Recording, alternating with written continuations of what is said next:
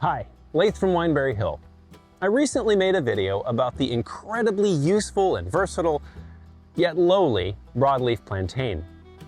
The two most common questions for that video were, can you actually give us a better look at the plant?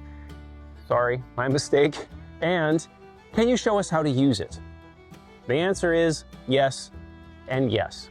In this video, I'm going to demonstrate how to use broadleaf plantain the way that it's most typically been used throughout the ages, and that is as a topical skin treatment. So treating things like rashes, burns, stings, bruises, chapped skin, a way to draw out splinters, and just general wound care. But first, let's take a look at the plant. Broadleaf plantain, or Plantago major, is a low, flat plant with wide, oval-shaped leaves that form a rosette close to the ground. The leaves are thick, slightly rubbery, and have prominent parallel veins that run from the base to the tip. The edges of the leaves are smooth or slightly toothed.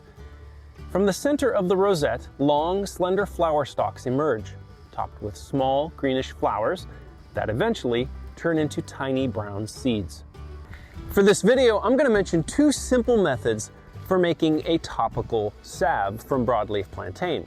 Method 1 is crazy fast, and method 2, well, it's pretty slow. Method 1. Maybe you're in the woods or you're working in the yard and you get stung by a bug or a plant. You locate broadleaf plantain, you chew up some leaves, and then apply the poultice to the skin. That's it. While totally workable, Method 1 does have two main drawbacks.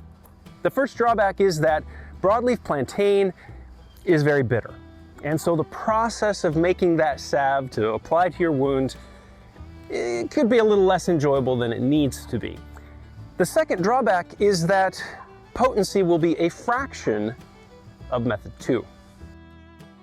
First things first, pick some fresh plantain. And a real quick note, if you want to make this salve but you don't have access to plantain, I've left a link in the comments to everything you would need to make it, including a link to already dried plantain leaves. Next, rinse off the leaves and then lay them out on a towel to remove excess moisture. Pat it dry and then load it into your dehydrator.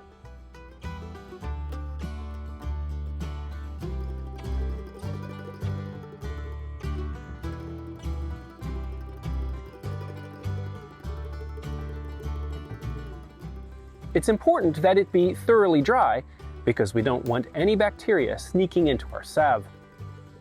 I selected 120 degrees for 12 hours.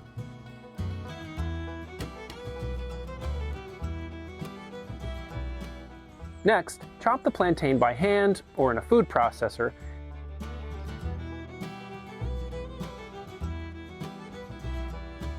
and place in a dry glass jar. Cover the herbs with an inch or two of oil, allowing room for the plantain to expand, and cover tightly. Here's where time comes in. Allow your oil mixture to steep for 2 to 4 weeks in a warm, sunny spot. Occasionally agitate to ensure good transfer of the beneficial compounds to the oil. Fourth, strain the oil using a strainer or cheesecloth, whatever works for you.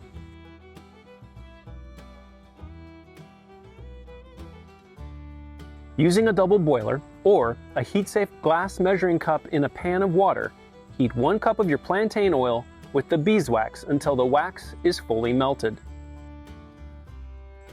Let it cool just slightly before adding 10 drops of tea tree essential oil.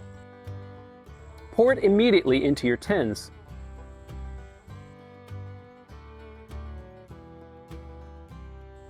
Finally, allow the salve to cool completely.